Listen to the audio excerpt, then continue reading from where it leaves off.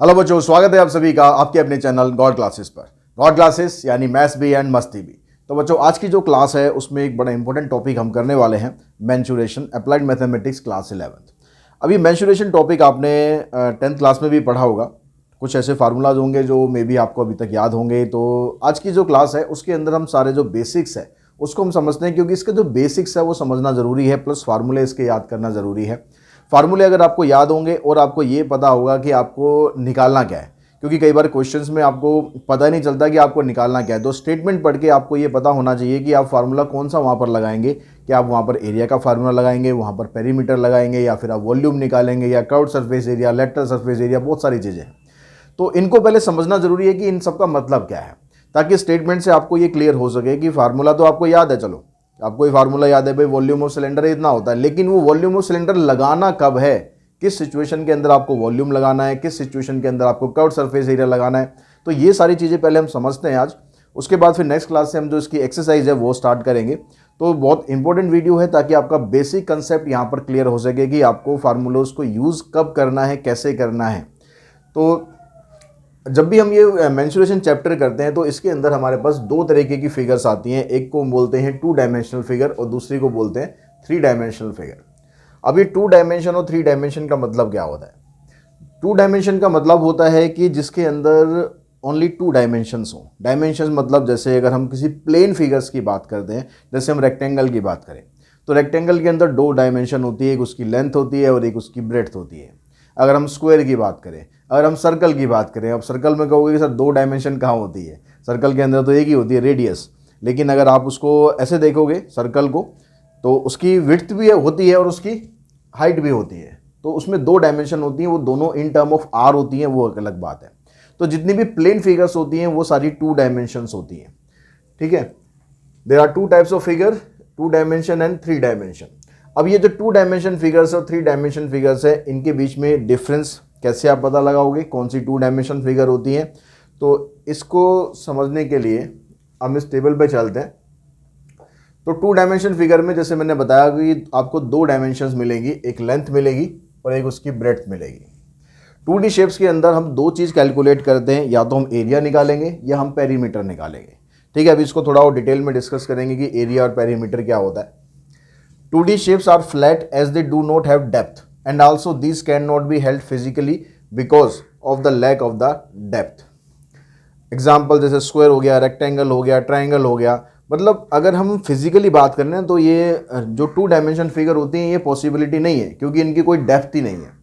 ठीक है, कोई रेक्टेंगल है, रेक्टेंगल की एक लेंथ है, एक ब्रेड्थ है, तो उसको अगर मैं फिजिकली देखूँ तो उसकी कोई प्रेजेंस नहीं है।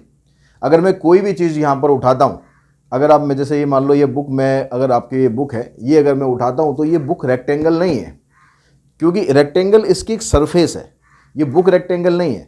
तो फिजिकली कोई भी चीज़ ऐसी नहीं है जो आप कह सकते हो कि ये रेक्टेंगल है या फिर वो सर्कल है या फिर वो स्क्वायर है। ऐसी कोई भी चीज़ प्रैक्टिकली फिजिकली पॉसिबल नहीं है।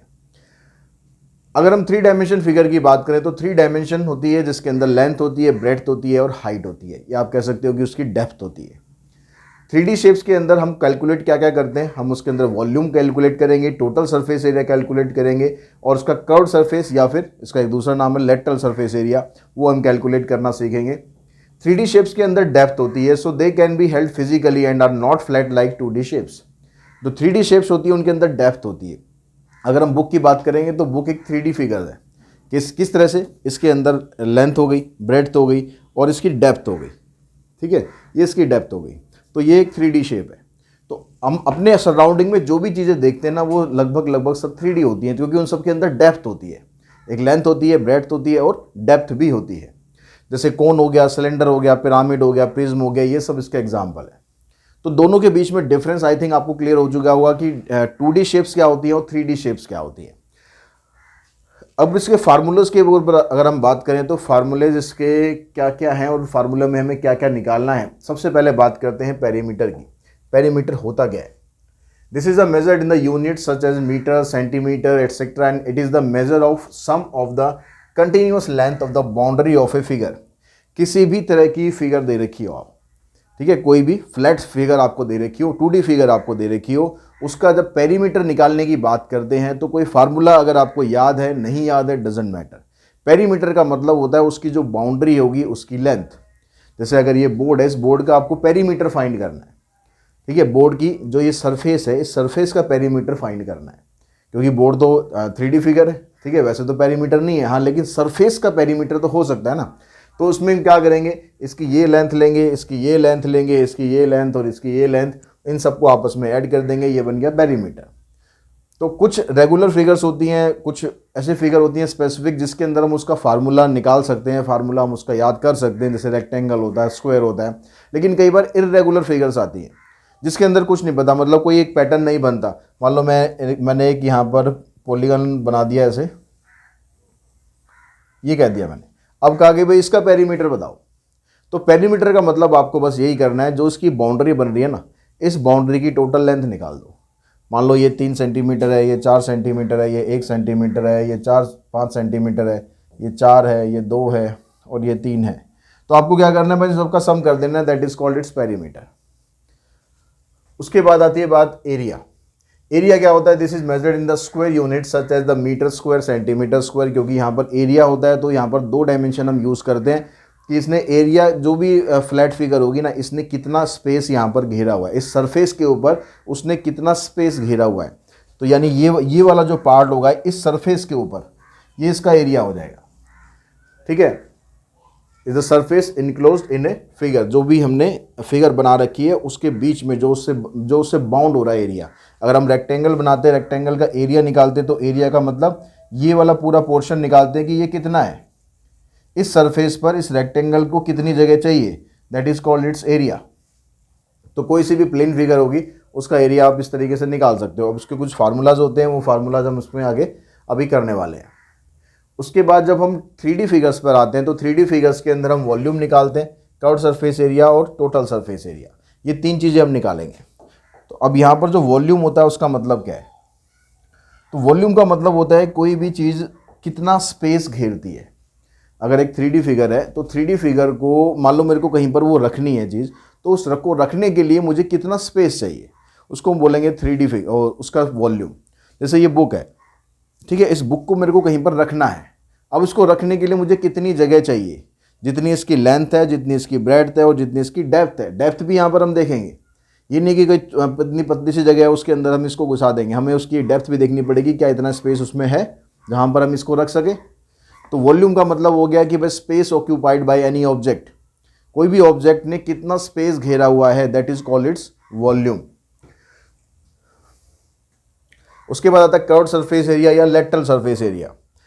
कर्व्ड सरफेस या लेटरल सरफेस एरिया, यहाँ पर ये एरिया है इसलिए इसको हम मीटर सेंटीमीटर स्क्वायर में करेंगे, और वॉल्यूम को क्यूब के अंदर करते हैं क्योंकि उसमें तीनों डायमेंशन होती है, लेंथ भी होती है, ब्रेड्थ भी होती है और हाइट भी होती है। तो जब हम कर्व्ड सरफेस एरिया की बात करेंगे तो कर्व्ड सरफेस का मतलब होता है कि उसकी जो भी फिगर की आप बात कर रहे हो, मान लो इस फिगर को मैं ऐसे रख रहा हूँ, तो इसकी जो चारों तरफ की जो सरफेस बनती है ना, उसका एरिया, ये सरफेस है इसकी, ठीक है, ये रेक्टेंगुलर सरफेस है, ये भी रेक्टेंगुलर सरफेस है, ये भी रेक्टेंगुलर सरफेस है, ये भी रेक्टेंगुलर सरफेस है। अब ये जरूरी नहीं कि रेक्टेंगुलर हो, स्क्वायर में भी हो सकता है और राउंड में भी हो सकता है, ठीक है, लेकिन जैसे भी हो, इसके जो चारों तरफ का ये जो एरिया है, इसकी जो सरफेस, वॉल्यूम नहीं, इसकी सरफेस जो है ना, ये चारों सरफेस मिलाकर कितना एरिया कवर करती हैं, उसको हम बोलेंगे इसका कर्व्ड सरफेस एरिया या फिर लेटरल सरफेस एरिया। और जब हम बात करेंगे टोटल सरफेस एरिया की, टोटल सरफेस एरिया का मतलब हो गया कि इसमें जितनी भी सरफेस हैं, जितनी भी सरफेस इसमें बन रही है, अगर मैं इस बुक की बात करूंगा तो इसमें 6 सरफेस बन रही है, 1 2 3 4 जो लेटरल में यूज़ करी, प्लस टॉप की सरफेस और प्लस बॉटम की सरफेस। ये जितनी भी सरफेस होंगी, इन सभी सरफेस का एरिया जब आप ऐड कर देते हो तो वो बनता है टोटल सरफेस एरिया। अब टोटल सरफेस एरिया का मतलब हमेशा ये नहीं, ये जो हम जो बात कर रहे हैं सिर्फ सॉलिड फिगर्स की बातें हैं, कि सॉलिड फिगर्स का मतलब फिगर ठोस है, खोखली नहीं है अंदर से। तो कई बार ऐसा होता है कि कुछ चीज़ें ऐसी होती हैं जो अंदर से खोखली होती हैं, तो उसके अंदर जब आप उसका टोटल सरफेस एरिया निकालते हो तो फार्मूले में थोड़ा सा चेंज हो जाता है। तो कंसेप्ट को समझना जरूरी है कि वहाँ पर लेटरल सरफेस या कर्व्ड सरफेस का मतलब क्या है, ठीक है, या टोटल सरफेस का मतलब क्या है।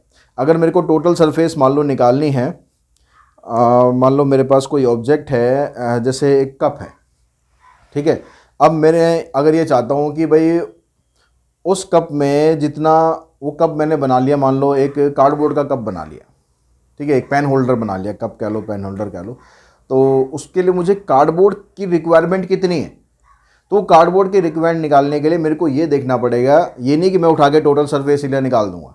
टोटल सरफेस एरिया का मतलब तो ये हो गया कि जो आपने यहाँ पर पेन होल्डर बनाया या जो कप आपने बनाया उसमें आपने कार्डबोर्ड यहाँ भी लगा दिया, कार्डबोर्ड चारों तरफ भी लगा दिया और कार्डबोर्ड यहाँ भी लगा दिया, तो पेन होल्डर तो ऊपर से बंद हो गया, पेन के कहाँ डालोगे आप? तो वो हो गया टोटल फिगर। टोटल जो चारों तरफ से जो बाउंड हो रही है मतलब बंद है, सॉलिड फिगर है, वो उसका फार्मूला बना। लेकिन जब आप पेन होल्डर बना रहे हो तो उसको आपको यहाँ से तो खुला रखना पड़ेगा ना, तो कार्डबोर्ड आपको यहाँ तो लगाना नहीं है। तो जब आप कार्डबोर्ड का एरिया निकालोगे तो उसकी लेटरल सरफेस का एरिया निकालोगे प्लस बॉटम का एरिया निकालोगे, यानी इसके अंदर ना तो कर्व्ड का पूरा फार्मूला लगेगा ना टोटल का पूरा फार्मूला लगेगा। ठीक है, आप ये कर सकते हो कि कर्व्ड का फार्मूला आके एरिया ऑफ बेस को ऐड कर दो, या टोटल का फार्मूला आके जो उसका टॉप है उसका एरिया माइनस कर दो। तो ये चीज़ें समझनी बहुत ज़रूरी है। ये नहीं कि उठाया कि भाई उसने बोला कि find the total surface area for the cardboard, आपने उठाया फार्मूला देखा, सिलेंडर है, सिलेंडर की शेप है, टोटल सरफेस एरिया का फार्मूला उठाया वो लगा दिया। आपको ये समझना ज़रूरी है कि वहाँ पर सरफेस कौन कौन सी यूज़ हो रही है। तब ये चीज़ें आप अच्छी तरह समझ जाओगे तब आपके क्वेश्चन बड़े आराम से निकलेंगे, क्योंकि इसके अंदर आपको फार्मूला या पता होना चाहिए कि फार्मूला क्या लगेगा, प्लस ये पता होना चाहिए कि फार्मूले को आपको यूज़ करना कैसे है। क्या आपको टोटल सरफेस एरिया का पूरा formula as it is use करना है या उसमें से कुछ प्लस माइनस करना है, या कर्व्ड सरफेस एरिया। स्पेशली जो सरफेस एरिया होते हैं ना उसके अंदर थोड़ा सा कन्फ्यूजन होता है। वॉल्यूम में ऐसा कुछ ज़्यादा कन्फ्यूजन नहीं होता। वॉल्यूम का मतलब हो गया कि इसके अंदर कितना मतलब स्पेस है, आप इसके अंदर कितनी चीज़ें रख सकते हो, ठीक है, या ये कितना जगह घेर रही है, तो उसके लिए तो सीधा कंसेप्ट होता है कि भाई वॉल्यूम का फार्मूला लगा दो। लेकिन जो curved surface area, total surface area का, ये आपको समझना ज़रूरी है कि कब कौन सा फार्मूला यूज़ करना है और कितना यूज़ करना है। क्या पूरा formula as it is use करना है या उसमें से कुछ कम ज़्यादा करना है। तो ये धीरे धीरे जैसे क्वेश्चन करोगे, कंसेप्ट को समझोगे, चीज़ें आपको क्लियर हो जाएंगी। तो फार्मूलाज की अगर हम बात करें तो सबसे पहला यहाँ पर शेप लिखी हुई है, अब उसका एरिया और पेरीमीटर। तो सर्कल का एरिया पाई आर स्क्वायर और पेरीमीटर हो गया इसका 2 पाई आर। स्क्वायर का एरिया होता है साइड का स्क्वायर या साइड इंटू साइड कह सकते हो, और पेरीमीटर होता है इसका 4 into side. Rectangle length into breadth area हो गया और पेरीमीटर हो गया 2 इंटू में length plus breadth. Scale and triangle, यानी ट्राइंगल की तीनों साइड अलग अलग है, तो उसमें आप हीरोन्स फार्मूला लगाते हो एरिया निकालने के लिए। ये होता है square root of S minus A S minus B into में एस माइनस सी, और एस का मतलब यहाँ पर होता है सेमी पेरीमीटर, यानी जो पेरीमीटर होगा उसका हाफ करना है आपको। तो वो निकालने के लिए पहले पेरीमीटर निकालो, ए प्लस बी प्लस सी, जो भी वैल्यू आएगी उसको 2 से डिवाइड कर दो, that is called the S, यानी सेमी पेरीमीटर। और पेरीमीटर निकालना है तो सीधा जो सारी साइड्स हैं उनका आपने सम कर दिया, पेरीमीटर निकल गया। आइसोसेलेस ट्रायंगल का एरिया होता है half into base into height, ठीक है। और इसके अलावा इसका जो पेरीमीटर होगा 2a का मतलब हो गया जो उसकी इक्वल वाली साइड है उन दोनों को आपस में ऐड करोगे, a प्लस ए और प्लस में b। नहीं भी पेरीमीटर में तो फार्मूला नहीं भी याद है तो सारी साइडों का सम कर दो उठा के, कोई दिक्कत ही नहीं है। इक्विलेटरल ट्रायंगल, इक्विलेटरल ट्रायंगल का एरिया √3/4 इंटू में साइड का स्क्वायर और पेरीमीटर हो गया 3 इंटू में side. Right angle triangle half into base into hypotenuse नहीं, half into base into height होना चाहिए यहाँ पर। तो फार्मूले में यहाँ पर half into base into height. अच्छा, यहाँ पर जब भी आप ये वाला फार्मूला जब यूज़ करते हैं half into base into height, तो एक्चुअली में ये क्या होता है, ये हाइट नहीं होता, इसको हम बोलते हैं कॉरस्पॉन्डिंग हाइट।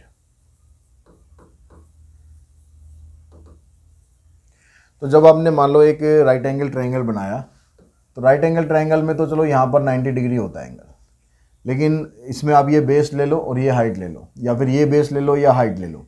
लेकिन जब हम और किसी ट्रायंगल की बात करते हैं, जैसे अपनी पीछे भी फार्मूला पढ़ा आइसोसेलेस ट्रायंगल का, तो उसमें half into base into height हमने फार्मूला यूज़ किया। तो half into base into height का मतलब ये अगर बेस ले रहे हो ना आप, अगर बेस ये ले रहे हो तो हाइट ये वाली काउंट होगी। अगर आप बेस चेंज करते हो, आप बेस मान लो ये वाला लेते हो, तो हाइट इसकी ये वाली होती है। तो इसलिए फार्मूला जो एक्चुअली में होता है ना, वो होता है बेस इंटू में कॉरस्पॉन्डिंग हाइट। अब उसको नॉर्मली हम शॉर्ट फॉर्म में हाइट यूज़ करते हैं, तो लेकिन उसका मतलब आपको पता होना चाहिए कि जो बेस आप ले रहे हो ना, उस बेस के ऊपर जो हाइट बनाई गई है वो हाइट आपको लेनी है। अगर दो हाइट आपको दे रखी है तो कौन सी लेनी है, जो बेस आप ले रहे हो वही वाली हाइट आपको लेनी है। ठीक है। उसके अलावा अगर हम नेक्स्ट फार्मूलाज की बात करें, अच्छा इसमें आइसोसेलेस ट्रायंगल का आपकी बुक में एक और फार्मूला दे रखा है। आइसोसेलेस ट्रायंगल का जब आप एरिया निकालते हो तो एक फार्मूला तो हमने भी पीछे किया, ठीक है, एक फार्मूला तो हमने ये पीछे किया हाफ इंटू बेस इंटू में हाइट, लेकिन उसके अलावा आपके बुक में एक फार्मूला और है हाफ इंटू में बी 1/4 इंटू में बी, तो ये भी आप नोट कर लेंगे। आइसोसेलेस ट्रायंगल का 1/4 इंटू में B square root of 4a² minus b²। बहुत कम यूज़ होता है ये वाला फार्मूला, लेकिन अगर आपको हाइट नहीं दे रखी है तो फिर आप ये वाला फार्मूला यूज़ करेंगे। इसमें जो b है, b का मतलब हो गया यहाँ पर बेस, b का मतलब हो गया बेस, और a का मतलब हो गया जो आपको इक्वल साइड्स दे रखी है। तो अगर आपको हाइट नहीं दे रखी है, अगर हाइट दे रखी है तो फिर सिंपल फार्मूला है half into base into height, ये लगाओ। लेकिन हाइट नहीं दे रखी है, आपको साइड्स दे रखी है, तो फिर आप ये वाला फार्मूला इसमें यूज़ कर सकते हो, या फिर आप हीरोन्स फार्मूला से भी इसको कर सकते हो। ठीक है, जैसे आप कंफर्टेबल हो वैसे आप करो।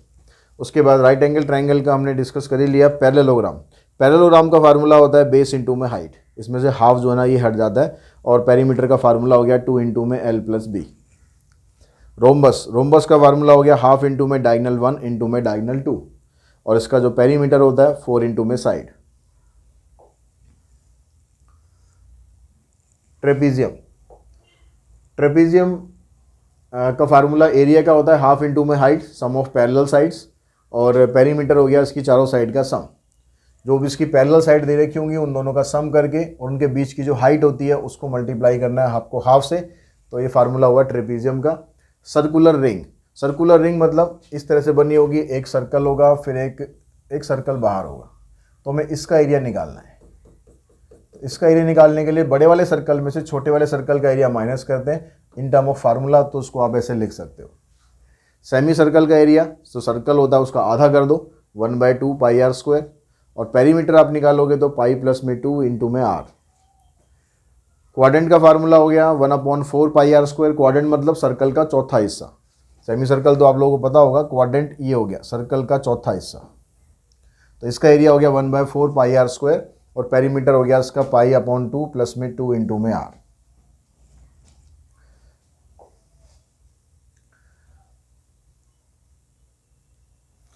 अब इस सेक्टर ऑफ सर्कल, सेक्टर का मतलब क्या होता है?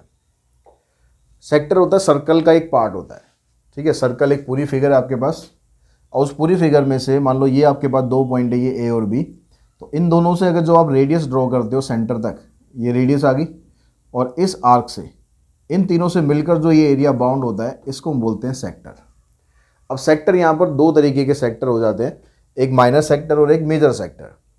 तो अब फार्मूला जब आप माइनर सेक्टर का यूज़ करोगे ना, ये एरिया ऑफ माइनर सेक्टर, तो यहाँ फार्मूला है θ/360 इंटू में पाई आर स्क्वायर। तो अगर आपको माइनर सेक्टर का भी एरिया निकालना है और मेजर सेक्टर का भी एरिया निकालना है, तो आप सिंपली क्या करो, अपने माइनर का एरिया निकाल दिया और एरिया ऑफ सर्कल निकाल लो, सर्कल में से माइनर सेक्टर का एरिया माइनस कर दो, क्योंकि माइनर का मतलब तो ये वाला पार्ट हो गया, ठीक है। ये माइनर का सेक्टर का एरिया हो गया। जब इस पूरे सर्कल में से आप माइनर को माइनस करोगे तो इस मेजर सेक्टर का एरिया आप निकाल दोगे। तो एक तरीका तो ये है। अगर आपसे सिर्फ मेजर सेक्टर का एरिया पूछा गया है तो आप यही वाला फार्मूला यूज़ करो, लेकिन उसमें क्या करो, उसमें थीटा की वैल्यू निकालो। थीटा कितना होगा, ये अगर थीटा आपको 60 दिया हुआ है तो ये थीटा आपका कितना हो जाएगा, ये हो जाएगा 300। तो मतलब जो आप थीटा लेते हो ना उसी सेक्टर का एरिया निकलता है, चाहे वो मेजर हो चाहे माइनर हो। तो इस फार्मूले में अगर हम मेजर माइनर वर्ड हटा भी दें तो कोई दिक्कत नहीं है। अगर इस फार्मूले को आप सिंपली ऐसे लिखते हो कि area of sector, area of sector θ/360 pi R square. अब ये फार्मूला मेजर सेक्टर का है या माइनर सेक्टर का है ये डिसाइड करेगा इसका थीटा। अगर थीटा की वैल्यू 0 से लेकर 0 से बड़ी हो और 180 तक हो, ठीक है, 0 से 180 के बीच में हो, तो ये बनता है माइनर सेक्टर। अगर 180 हो जाएगा फिर तो वो सेमी सर्कल हो जाएगा, और अगर 180 से बड़ा हो एंगल और 360 से छोटा हो तो ये बन जाता है मेजर सेक्टर। तो एक ही फार्मूले से आप मेजर और माइनर दोनों का एरिया निकाल सकते हो, बट डिपेंड करेगा कि थीटा की वैल्यू के ऊपर, थीटा वहाँ पर कितना है। जितना थीटा होगा उसके हिसाब से आप मेजर या माइनर सेक्टर का एरिया निकालो। दूसरा फार्मूला होता है length of arc. Length of arc मतलब ये जो आर्क आपने बनाई है ए से लेकर बी तक, इसकी लेंथ कितनी है। अब ये पूरी सर्कमफेरेंस का एक पार्ट है, सरकमफेरेंस पी एक आर की होती है ना पूरी सर्कल की, तो इसमें से हमें सिर्फ इतना हिस्सा बताना है। तो उसके लिए भी हम क्या करेंगे भाई, ये जो आर्क है ना ये सेंटर पे कितना एंगल बना रही है, तो जितना भी एंगल बनाएगी θ/360 इंटू में सरकमफेरेंस ऑफ सर्कल यानी 2πr। तो इस 2πr का इतना हिस्सा जो होगा ये बनेगा आपका length of arc. Perimeter of minor sector, जब आप पेरीमीटर निकालोगे इसका तो पेरीमीटर के अंदर ये वाला एरिया आ जाए, ये वाली लेंथ आ जाएगी और ये वाली लेंथ आएगी और ये वाली लेंथ आएगी। तो ये आपके पास आ गया लेंथ ऑफ आर्क, ठीक है, θ/360 इंटू में 2πr। इधर से ये रेडियस हो गया, इधर से ये रेडियस हो गया, ये दोनों रेडियस मिलकर बन जाएंगे 2r। तो ये बनेगा इस तरह से इसका पेरीमीटर। उसके बाद आता है सेगमेंट ऑफ सर्कल। अब सेगमेंट ऑफ सर्कल में क्या होता है, जैसे आप सेक्टर बनाते हो, ये आपके पास दो पॉइंट है, एक पॉइंट ये हो गया ए और एक पॉइंट हो गया ये बी, ये आपके पास एक माइनर आर्क आ गई। इसको जब आप सेंटर से मिलाते हो तो आपके पास ये बन जाता है पूरा एक सेक्टर। अब उस सेक्टर में से जब आप ये ट्राइंगल का एरिया माइनस कर देते हो, इस पूरे सेक्टर में से जब आप ये ट्राइंगल का एरिया माइनस कर देते हो तो बनता है हमारे पास सेगमेंट, ठीक है। अब सेगमेंट भी दो होते हैं, या तो मेजर सेगमेंट या फिर माइनर सेगमेंट। तो आपने माइनर सेगमेंट का एरिया निकाल दिया और मेजर का एरिया निकालना है, तो उसके लिए इस पूरे सर्कल के एरिया में से माइनर वाले को माइनस कर दो तो आपका बन जाएगा मेजर सेगमेंट का एरिया। और अगर आप इसका पेरीमीटर निकालते हो तो पेरीमीटर का मतलब यही लेंथ ऑफ आर्क हो गया, θ/360 इंटू में 2πr, प्लस में ये जो कोड है, ये कोड इसकी लेंथ कितनी है इसको ऐड कर देंगे तो ये बन जाएगा पेरीमीटर इसका। अब इसके बाद जो फार्मूले 3D फिगर्स में यूज़ होने हैं वो वाले फार्मूले कौन कौन से हैं, तो 3D फिगर के अंदर बेसिकली हमें तीन चीज़ निकालनी होगी। हमें एरिया निकालना होगा। अब एरिया कौन सा, टोटल सरफेस या फिर कर्व्ड सरफेस एरिया, और उसके अलावा हमें उसका निकालना होगा वॉल्यूम। तो यहाँ पर हमारे पास तीन कॉलम है, एक कॉलम ये वॉल्यूम का है, ठीक है, यहाँ पर एरिया गलत लिखा हुआ है, ये वॉल्यूम है, ठीक है। इसको हम बोलेंगे कर्व्ड सरफेस एरिया या फिर लेटरल सरफेस एरिया, और इसको बोलेंगे हम टोटल सरफेस एरिया। तो सबसे पहली जो फिगर है वो आपके पास है यहाँ पर दे रखिए कोन। तो कोन की जो शेप होती है वो इस तरीके की शेप होती है। इसमें ये रेडियस हो गया, ठीक है, ये ऐसे हाइट हो गई, और ये जो साइड वाली हाइट होती है ना, स्लांट हाइट, जिसको बोलते हैं तिरछी ऊंचाई, स्लांट हाइट, ठीक है, स्लोप आप जिसे कह सकते हो। तो ये आपके पास तीन चीज़ें होती हैं। जब आप वॉल्यूम निकालते हो इसका, तो वॉल्यूम का फार्मूला होता है 1/3πr²h, लेटरल सरफेस एरिया इसका πrl, और यहाँ पर total surface area πr into में r+l। क्यूब फिगर होती है जैसे जिसकी तीनों साइड्स आपके पास इक्वल हो, ठीक है, जैसे कोई बॉक्स होता है, इस तरह की एक बॉक्स की शेप हो गई, इसमें तीनों साइड इसकी इक्वल है। तो जब आप इसका वॉल्यूम निकालते हो तो इसकी जो साइड होगी उसका क्यूब कर दो। जब लेटरल सरफेस एरिया निकालोगे तो 4 इंटू में साइड का स्क्वायर, और टोटल सरफेस एरिया निकालोगे 6 इंटू में साइड का स्क्वायर। इनके बारे में डिटेल में हम डिस्कस पहले ही कर चुके हैं कि टोटल सरफेस एरिया या लेटरल सरफेस एरिया का मतलब क्या होता है, तो मतलब आई थिंक आपको पता ही है। क्यूबॉइड में क्या होता है, यहाँ पर जो लेंथ ब्रेड्थ हाइट होती है ना, क्यूब के अंदर तो तीनों इक्वल होती हैं, लेकिन क्यूबॉइड के अंदर वो तीनों इक्वल नहीं होती। कोई दो इक्वल हो सकती हैं लेकिन तीनों इक्वल नहीं होती है। तो इसमें जब आप वॉल्यूम निकालते हो तो लेंथ ब्रेड्थ और हाइट तीनों को मल्टीप्लाई कर देंगे। कर्व्ड सरफेस एरिया होता है इसका 2 इंटू में h इंटू में l प्लस बी, और टोटल सरफेस एरिया होता है 2 इंटू में L B plus B H into में एच एल। उसके बाद फिगर है सिलेंडर। सिलेंडर मतलब कोई भी ऐसे राउंड फिगर जो होती है, जैसे आप पाइप कह सकते हो कोई। तो इसका जब वॉल्यूम निकालते हैं तो πr²h, curved surface area 2πrh, और total surface area 2πrh plus में 2πr², या इसको आप ऐसे भी याद कर सकते हो कि 2πr आपने कॉमन निकाल दिया, r+h या h+r, तो ऐसे भी याद कर सकते हो। उसके बाद हेमिस्फीयर का मतलब हो गया कि एक जैसे बाउल होता है ना, उस शेप को हम बोलेंगे हेमिस्फीयर। जैसे मान लो इस तरह की एक शेप आ गई आपके पास। अब इसका वॉल्यूम निकालेंगे तो आएगा 2/3πr³, और इसका curved surface area 2πr², total surface area 3πr²। Sphere मतलब जैसे बॉल हो गई, तो उस बॉल का जब आप वॉल्यूम निकालोगे, ठीक है, इस तरह से हम इसको शो कर दें तो 4/3πr³ इसका वॉल्यूम हो गया। जो कर्व्ड सरफेस एरिया और लेटरल सरफेस एरिया इसको दोनों इक्वल होता है, तो जब सरफेस, जब बॉल का, इसका स्फीयर का क्वेश्चन दिया जाएगा तो उसमें लेटरल या कर्व्ड का बोलेगा ही नहीं, सीधा बोलेगा सरफेस एरिया। तो क्योंकि इसका कर्व्ड और टोटल दोनों ही बराबर होते हैं। क्यों बराबर होते हैं? क्योंकि इसका जो राउंड फिगर होती है, आप कहीं से भी देखोगे वो राउंड ही रहेगा। तो इसलिए इसका लेटरल सरफेस एरिया और कर्व्ड सरफेस एरिया वो दोनों आपस में इक्वल होते हैं। तो ये सारे फार्मूलाज थे 2D फिगर से रिलेटेड और 3D फिगर से रिलेटेड, जो इस चैप्टर में आपको यूज़ करने हैं। ठीक है, इसकी जो एक्सरसाइज है वो हम स्टार्ट करेंगे नेक्स्ट वीडियो से। तो पहली एक्सरसाइज की 4.1 नेक्स्ट वीडियो में करते हैं। आज की इस वीडियो में इतना ही। Thanks all of you.